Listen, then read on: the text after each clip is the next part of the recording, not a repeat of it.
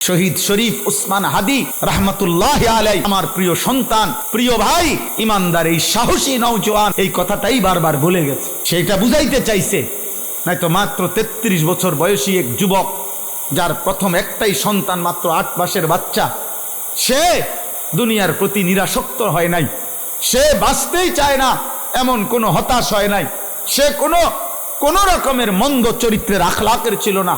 5 ওয়াক্ত নামাজ পড়তো।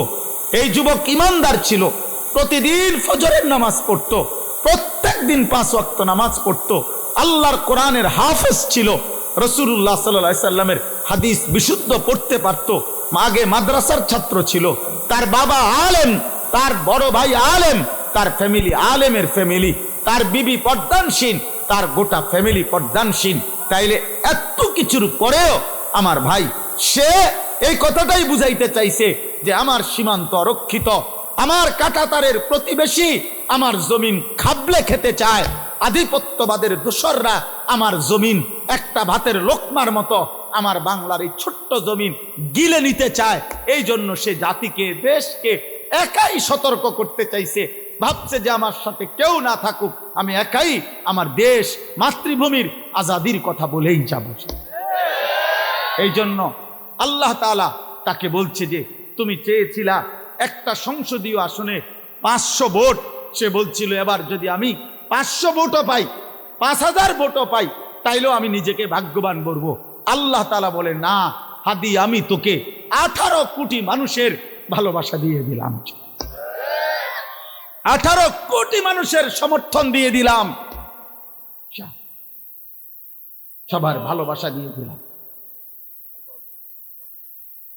ভালোবাসা দিয়ে দিলাম। এজন্য কত হাফেজ, আলেম, মুফতি, মুহাদ্দিস, পীর, আউলিয়া, বুজুর্গ, আল্লাহর প্রিয় বান্দারা, বয়স্ক মানুষ, বাচ্চা মানুষ, নারী, পুরুষ, সবাই অকাতরে তার জন্য বাচ্চার মতো কাঁদছে, অঝরে চোখের পানি ফেলছে, চোখের পানি ফেল। এই জন্য কিশোর যুবক ছেলেরা, মরলে এমন মরাই মইর, বাঁচলে এমন বাঁচাই বাইছ। নারী দেখা দেখা কবরে চলে যায়ও না। ছবি দেখতে দেখতে 1 ওয়াক্ত নামাজ না পড়ে আল্লাহর নাফরমানি আর উলঙ্গ ছবি আর এই জিনা ব্যভিচার আর এই মদ জুয়ার আসক্তি জীবন নিয়ে যদি কবরে যাও, তওবা না করো, আল্লাহ যদি মাফ না করে, নাফরমান মনে রাখিস কোন জানোয়ারও তোর নাম কোনোদিন নেবে না। মানুষ তো দূরে, কোন জানোয়ারও নেবে না। ফেরাউনের নাম শ্রদ্ধা ভরে কোন কুত্তাও নেন, নমরুদের নাম শ্রদ্ধা ভরে কোন কুত্তাও নেন। অথচ দুনিয়া তো নমরুদও ভোগ করছে, দুনিয়া তো ভোগ করছে রে আব্বা। দুনিয়ার সবচেয়ে বড় শাসকদের সে একজন, পৃথিবীতে সবচেয়ে বেশি অঞ্চল, সবচেয়ে বেশি এরিয়া যারা শাসন করছে, যাদেরকে দিগ্বিজয়ী শাসক বলে, তার মধ্যে নমরুদ একজন। কি ছোটখাটো বাংলাদেশে শাসন করতেছে?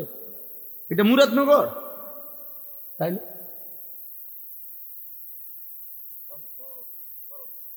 বলে ভাইয়া। কিন্তু আজ তো পৃথিবীর মানুষ কোন কুত্তার নামও রাখে না নমরুদ। পৃথিবীর মানুষ কোন কুত্তার নামও তো রাখে না আবু জাহেল, কোন কুত্তার নামও তো রাখে না আবু লাহাব, রাখে। কিন্তু 1450 বছর আগে এক ছেলে, নিগ্রু, কালো গোলাম, হাবশি গোলাম, কালো মানুষ, গোলাম, কৃতদাস, আল্লাহকে রাজি করে গেছে, রাসূলুল্লাহ সাল্লাল্লাহু আলাইহি সাল্লামের ভালোবাসার হক আদায় করে গেছে। আজ 1450 বছর পরেও লক্ষ কোটি ইমানদারের সন্তানের নাম বেলাল। বেলালের কোনো আঞ্চলিকতা নাই, বেলালের কোনো দেশ নাই, জমিনের সীমানা যে দূর, বেলালের ভালোবাসা। বেলাল কোন অঞ্চলে বলে? বেলালের কোনো সীমানা নাই, বেলালের কোনো কাঁটাতার নাই, বেলাল দিক দিগন্ত। এই জন্য যুবক এমন হও, আজকে অগণিত ছেলেরা তোমরা 1 ওয়াক্ত নামাজ পড়তে মন চায় না। কি জীবন এটা? জানোয়ারের জীবন এটা, মানুষের জীবন না বেটা। সারাদিন বেড়ি চাষ বেড়া, অপদার্থ কোথাকার বেটা, আকামলা। এত আকামলা বুঝি মানুষ আছে, সারাদিন মানুষ বুঝি বেড়ি চা পাগল। কত হইল নাকি ভাই, চুল কতগুলারে শয়তানের মতো মুশরিক বেঈমানের মতো বানায়। একটা ছাগল বেটা তোদেরকে, যাদের চুল মুশরিকের মতো, তোর সমবয়সী বেটা, কোন সামান্য তোর সামান্য তোর লগে নারী দেখে, ছবি দেখে, নাচ গান দেখে, মুত্তা ফানি লয় না, এরম দুই চারটা অপদার্থ ছাড়া পৃথিবীর মানুষ যদি কোনো ভদ্র বিবেকবান কোন ইজ্জত সম্মানওয়ালা মানুষ যদি তোমাদের এই চুল যেগুলো বেঈমানের মতো রাখছো যদি ভালো বলে থাকে আমারে জানায়ও, আমি আমার নাম পাল্টায় ফেলমু বেটা, আমার নাম বদলায় দেবো বেটা। কোন বিবেকবান মানুষ বলছে কিনা তোকে যে এটা ভাল লাগতেছে তোর, তোর সামান্য বলতে পারে, এক সামান্য দুই চারজন তোমার লগে যে কয়েকজন চলে তো দোস্ত সেরকম, দোস্ত তোরে সেরকম লাগতে আছে, তার কলজা খুললে যদি চাইতা যে সেরকম বলতে সে কি বুঝাইতে চাইছে তো বুঝবা, খবর পাইবা।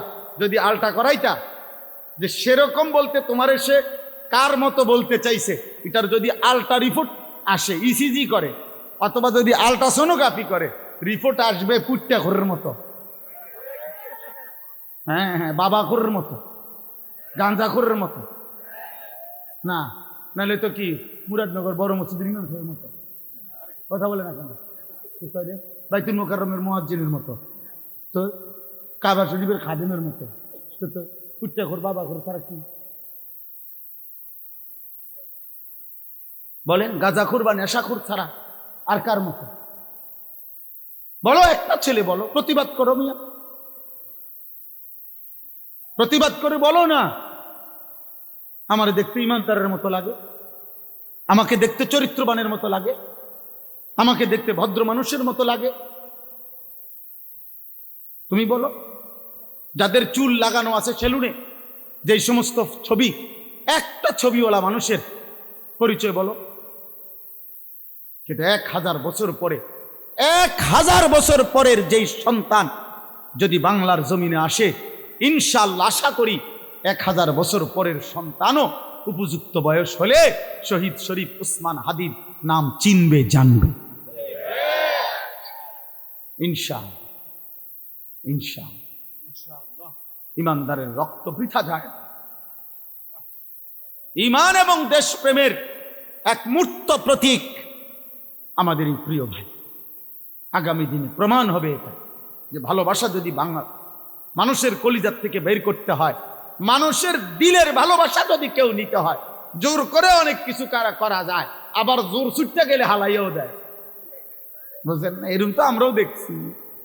একেবারে ইজ্জত প্রতিষ্ঠা করার জন্য চিফা সাফা গলি গালা কোনো কিছু বাদ যায় নাই, কিন্তু জোর কইমা গেছে। আর জোর যখন ছুটে গেছে তখন আবার যাদের উপরে জবরদস্তি করে ভালোবাসা নিতে চাইছে তারাই টেনে টেনে ফেলাই দিছে। ভালোবাসা জবরদস্তি করে হয় না, ভালোবাসা জোর করে হয় না। হাদির জন্য এই চোখের পানি টাকা দিয়া মানুষের কান্দাইছে নাকি? চোখের পানি ঝরছে তাইলে তাইলে বলেন মিয়া, আমার ভাই তোমরা, আমার বাবা আপনারা প্রত্যেকেই আখিরাতকে সাজান। আল্লাহ ছাড়া আমাদের কেউ নাই, আসমানওয়ালা ছাড়া আমাদের কেউ নাই, আমাদের রব ছাড়া আমাদের কোনো নিরাপত্তা নেই। খোদার কসম না, আসলেই না, আসলেই না। এই তোমরা যারা যুবক বাবা, এখন তোমরা ভালো আছো, যারা সুস্থ আছো, খোদার কসম আল্লাহর দয়ায় সুস্থ আছো, কোন দলের কৃপায় না, কোন নেতার অনুগ্রহে না। সে যে দলের নেতাই হোক, কোন নেতা তোকে ভালো রাখে না রে আব্বা, ভাত মাছ চাল ডাল তোকে ভালো রাখে না রে বাবা। ভাত খাইলে বেশি মোটা হয় না, অভাবী অভুক্ত কত মানুষ আছে স্বাস্থ্যবান, আবার 1000 কোটি টাকার মালিক, এ তো হুগেন না।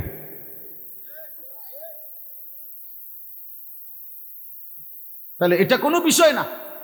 মূলত ভালো রাখে কে? সুস্থ রাখে কে? নিরাপত্তা দেয় কে? ইজ্জত দেয় কে? এজন্য ফিরতে হবে কার কাছে? ডাকতে হবে কাকে?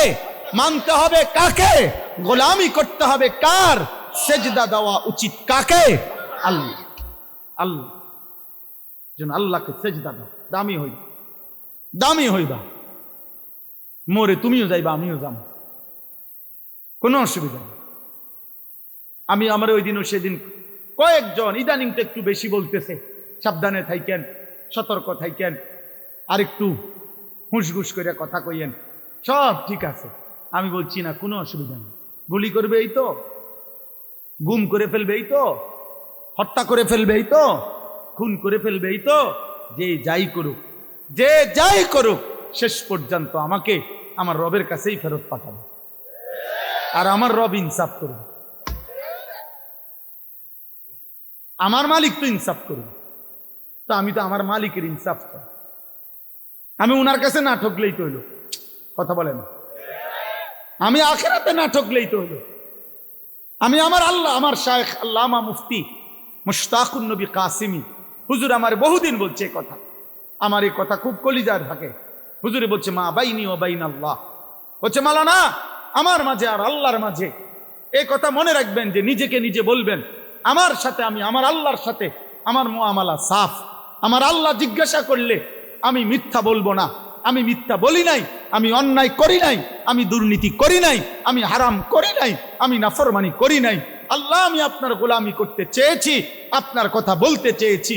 হুজুর বলেন, এটা যদি নিজে আল্লাহর সাথে সাফ রাখতে পারেন মুআমালা, তাইলে গোটা পৃথিবী কে কি বলে আর কে কি করে, মূল্যায়ন করে না অবমূল্যায়ন করে, ইজ্জত করে না অপমান করে, গালি দেয় নাকি ফুল দেয়, কিচ্ছু চাইবেন না, আসমানওয়ালার সাথে সম্পর্ক ঠিক করেন,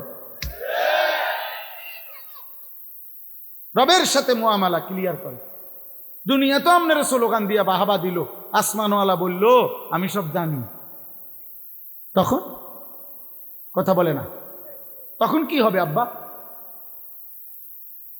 তখন কি হবে?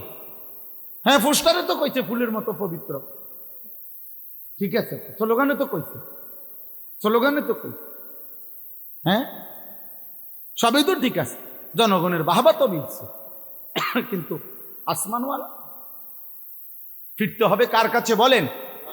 আল্লাহ, আখিরাত আল্লাহর কাছে, আল্লাহর কাছে। চলেন ভাই, অতএব আমি আপনাদের কাছে এতটুকু বললাম, যে আয়াতগুলো পড়ছি এই আয়াতগুলো একটা সংক্ষেপ এবার তর্জমা বলি। একটা সংক্ষেপ তর্জমা বলার আগে একটা ছোট্ট কথা বললেই সবটা অর্থ বুঝতে সুবিধা হবে। আমাদের প্রিয় নবী সাল্লাল্লাহু আলাইহি ওয়াসাল্লাম মক্কা থেকে মদিনায় হিজরত করার আগে, খুব সংক্ষেপে বলতেছি, সাহাবায়ে কেরামকে এক হিজরতের আগে, মদিনায় যাওয়ার আগে আবিসিনিয়া, হাবাসা, আফ্রিকার একটি অঞ্চল, সেখানে আল্লাহর নবী সাল্লাল্লাহু আলাইহি সাল্লাম সাহাবায়ে কেরামকে মক্কাবাসীর জুলুমের নির্যাতনের অত্যাচারে ওনাদেরকে হিজরত করাইয়া ওইখানে পাঠাইছিলেন। বলছিলেন নিজেদের ঈমান, জান, মাল, ইজ্জত বাঁচাবার জন্য। তো ওই জায়গাটার নাম হলো আবিসিনিয়া, হাবাসা। তো ওইখানে যখন সর্বোচ্চ 2 বারে সর্বোচ্চ 72 জন থেকে 74 জনের মতো সাহাবী সেখানে গেছিলেন। তো এই 72 জন এবং 74 জন সাহাবীরা প্রতিনিয়ত ওই হাবাসা, ওরা খ্রিস্টান ছিল, ওদের বাদশাহ নাজ্জাশী সেও খ্রিস্টানই ছিল, তাদের কাছে আল্লাহর কালেমার দাওয়াত দিছে, কোরআন পড়ে শুনাইছে, এবং ওই বাদশাহ নাজ্জাশী এবং তার দরবারের গুরুত্বপূর্ণ কিছু ব্যক্তি কালেমা পড়ছে। সুবহানাল্লাহ। এই হাবাসাত আবিসিনিয়ার কিছু লোক, এর মধ্যে রাসূলুল্লাহ সাল্লাল্লাহু আলাইহি সাল্লাম মক্কা থেকে মদিনায় হিজরত করে গেছে। হিজরতের 7ম বছর, কথা কক, ছোট মিয়া, আব্বা কথা কই না, তোমরা আরো সময় আইব, রাহ সংযম করো, হাসি দিচ্ছে, আল্লাহ কবুল করে। জি, তো হিজরতের পরে আমাদের নবী সাল্লাল্লাহু আলাইহি সাল্লাম মদিনায় যাওয়ার 7ম বছর খায়বারের যুদ্ধ করেছিলেন ইহুদিদের সাথে। চূড়ান্ত লড়াই করে মদিনার সীমানার থেকে ইহুদিদেরকে খায়বার নামক অঞ্চল থেকে চূড়ান্তভাবে বিতাড়িত করছিলেন।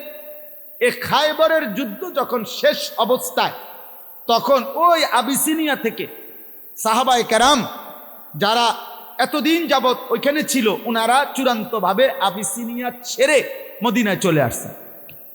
এতদিন যারা ওইখানে ছিল, তো ওনারা যে আসছেন মদিনায় ফিরে, ওনাদের সাথে আবিসিনিয়ারও কিছু লোক ওই অঞ্চলে যারা খ্রিস্টান থেকে মুসলমান হয়েছে, ওনারাও নবীজির সাথে সাক্ষাতের জন্য মদিনায় আসছেন। আসার পরে তারা দুইটা প্রস্তাব দিছে, দুইটা কথা বলছে আর কি নবীজির সামনে আইসে।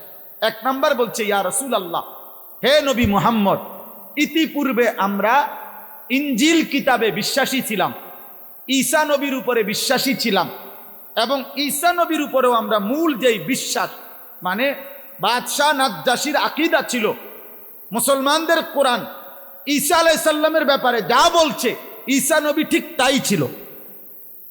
কথা বুঝছেন কিনা? অর্থাৎ শিরকি আকীদা ছিল না তাদের।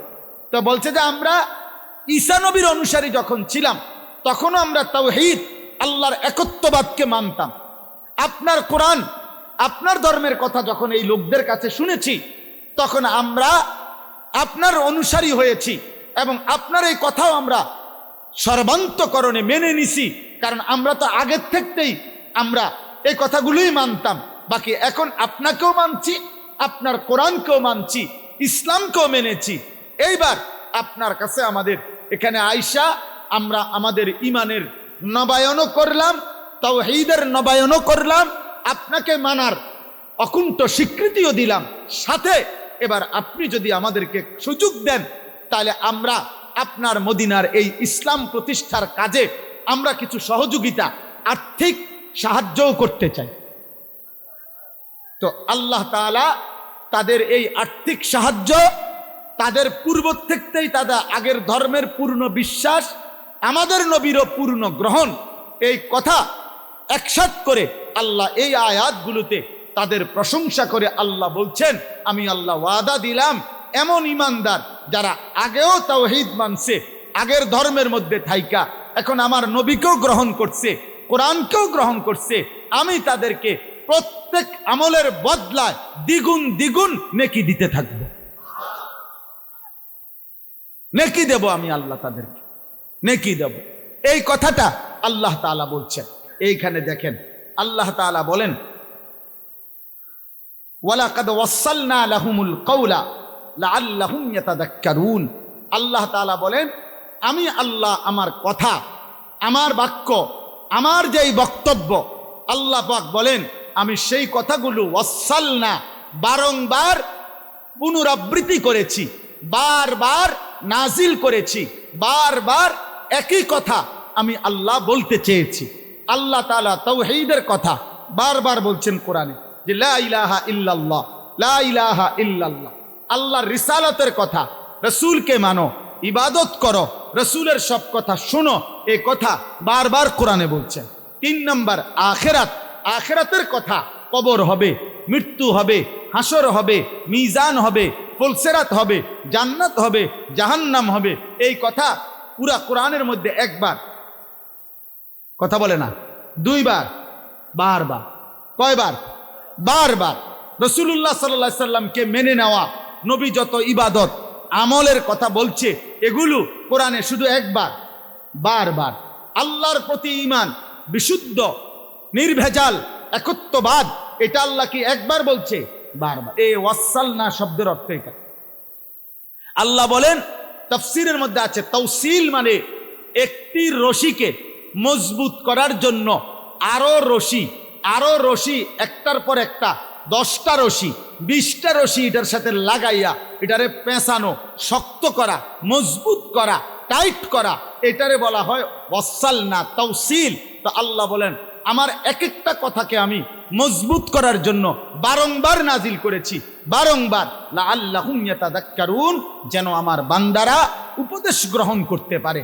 এই জন্য দোস্ত, এই কথার প্রথম কথা এটা, যুবক ভাই, কিশোর ভাই, বয়স্ক বাবা, পর্দার আড়ালের মা বোন, আল্লাহর কথাগুলো ইমাম সাহেব বলছে, মুয়াজ্জিন সাহেব বলছে, আলেম বলছে, পীর বলছে, বুজুর্গ বলছে, ওয়াইজ বলছে, বক্তা বলছে, একটা আজান দোস্তরে তোমার হায়াতে শুধু একবার যদি আজান দিত, তুমি বলতে আমি একদিন কোন টাইমে আজান দিছে আমি হতাতা ছিলাম, একটা পোস্টার লাগাইছে, এটা 15 দিন আসিল, এরপরে কুয়াশায় ঝরা পড়ে গেছে, আমি আর দেখছি না। আল্লাহ বলে, না বান্দা, আজান তো আমি বারবার শুনাইছি, কোরআনের কথাগুলো তো আমি বারবার শুনাইছি, আমার রসুলের কথা বারবার শুনাইছি, ওলামায়ে কেরামের জবান দিয়া জাহান্নামের কথা, আখিরাতের কথা, কবরের কথা আমি বারবার বলাইছি। আমি চেয়েছি এ কথা কমপক্ষে যে আচ্ছা একবার ফেলে দিলা, দুইবার ফেলে দিলা, তোমার তো বিবেকে আসা ছিল, এত ভালো মানুষরা, এত নেককার মানুষরা বারংবার 1450 বছর ধরে যেহেতু বারবার বারবার বারবার বলছে, এ কারণেও তো তোমার কলিজার ভিতরে এটা আসার কথা যে কথাগুলো সত্য, কথাগুলো ঠিক, নইলে এতবার বলে কেন? তাইলেও তো আমল করা উচিত। আমি আল্লাহ মনে করছিলাম তুমি উপদেশ নিবা, আমল করবা, কিন্তু তুমি নাফরমান। আমি আল্লাহর এতবারের কথা, এত লক্ষ কথা, আমার রসুলের এত কথা সবই প্রত্যাখ্যান করলা। তোমার মতো নিকৃষ্ট গাদ্দার আর কে হইতে পারে? এই জন্য একজন যুবক, তুমি বলো আব্বা, গত 365 দিনে কোনো দিন যে 5 ওয়াক্ত নামাজ পড়ো নাই, আল্লাহর কথা তুমি এই পর্যন্ত কতবার প্রত্যাখ্যান করো? তুমি কি বলবো আল্লাহর কাছে? বলো ভাই। এই যে এখন খেয়াল করো যে কতগুলো মসজিদ থেকে আজান হইতেছে, তাহলে এক এক ওয়াক্ত নামাজের যে যেখানেই থাকুক, বাজারে থাকুক, ঘরে থাকুক, নানার বাড়ি থাকুক, শ্বশুর বাড়ি থাকুক, বাপের বাড়ি থাকুক, বেড়াইতে থাকুক, সবখানেই তো আজান হচ্ছে, হচ্ছে না? তাইলে তুমি কি যুক্তি দিবেন বলেন? বেনামাজি কি বলবে, নাফরমান কি বলবে? কেন আল্লাহ আপনার কথা শুনতে পারলাম না, কেন মানি নাই? আহা, কোনো জবাব হবে, কোনো জবাব হবে না, কোনো জবাব নেই। আল্লাহ আমাদেরকে বুঝ দান করে। এজন্য প্রিয় ভাই নওজোয়ান, আমি প্রত্যেক দিনে কথা বড় মনের কষ্টের বলি যে যেই কপাল সেজদা দেয় না, যে মুসলমান মুসলমান পরিচয় থাকার পরেও নামাজ পড়ে না, বিশ্বাস করো আমার কেন জানি তারে মানুষের বাচ্চা মনে হয় না। আমি তাকে মানুষ মনে করি, আমার দৃষ্টিতে এটা জানো। যদি উপযুক্ত তথ্য প্রমাণ দিয়ে প্রমাণ দিতে হয়, ইনশাআল্লাহ আশা করি পারব, কোরআন সুন্নাহর দলিল দিয়ে। আমি তাকে মানুষ মনে করি। বেনামাজিকে আমার কাছে মানুষ মনে হয় না, বেনামাজিকে আমার কাছে জানোয়ার মনে হয়, চতুষ্পদ জন্তু মনে হয়। আমার মনে হয় এক জানোয়ার যেভাবে বুঝছে জীবন মানে খাওয়া, পেশাব, পায়খানা, ঘুম, লজ্জাস্থানের চাহিদা পূরণ, এই নাফরমানও এটাই বুঝছে, এটাই বুঝছে। সে জীবনের এর চাইতে বেশি কিছু বোঝে না, সে জীবনের কোনো অর্থই বোঝে না, সে মানুষ পরিচয়ের কোনো সার্থকতাই বোঝে না। সে শুধু এতটুকুই বুঝছে চাহিদা পূরণ হইতেছে, পেশাবে ধরছে পেশাব করছে, পায়খানা ধরছে পায়খানা করছে, টেহার দরকার, পয়সা কামাই করছে, হালাল না হারাম, সুদ না কিস্তি, আরে বাদ দে, টেহার দরকার, নারী দেখা দরকার, বেটা মোবাইলে পারস, রাস্তাত পারস, টেলিভিশনে পারস, রাইতে পারস, দিনে পারস, ছবি পারস, নিজের মোবাইলে পারস, অন্যের মোবাইলে পারস, উলঙ্গ ছবি দেখা দরকার, নর্তকী দেখা দরকার, কিসের আবার হালাল হারাম বেটা? তো বেটা এ তো জানোয়ারে রাখো,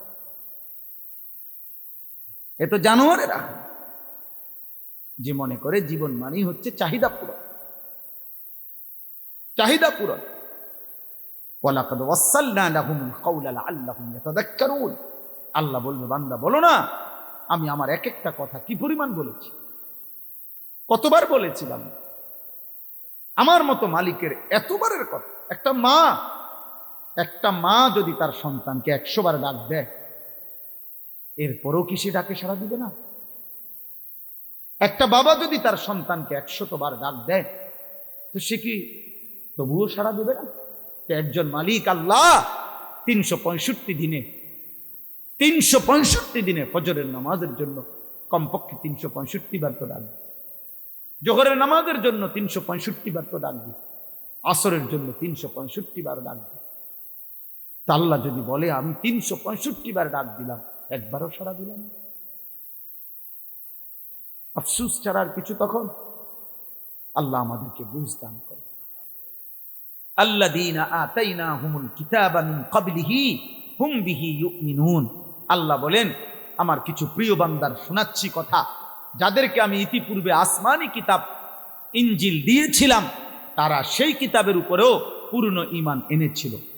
ওয়া ইযা ইউতলা আলাইহিম, আবার যখন তাদের সামনে আমার কোরআন শোনানো হলো, ক্বালু আমান্না বিহি, তারা সাথে সাথে বলল, আমরা এর উপরেও ঈমান আনলাম।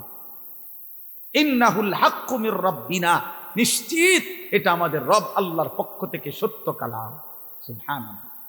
ইন্না কুন্না মিন ক্বাবলিহি মুসলিমিন, আমরা তো আল্লাহর প্রতি আগের থেকেই আনুগত্যশীল ছিলাম, এবার আমার বন্ধু মুহাম্মদ আরবির কথাগুলো আমরা সর্বান্তকরণে মেনে নিলাম।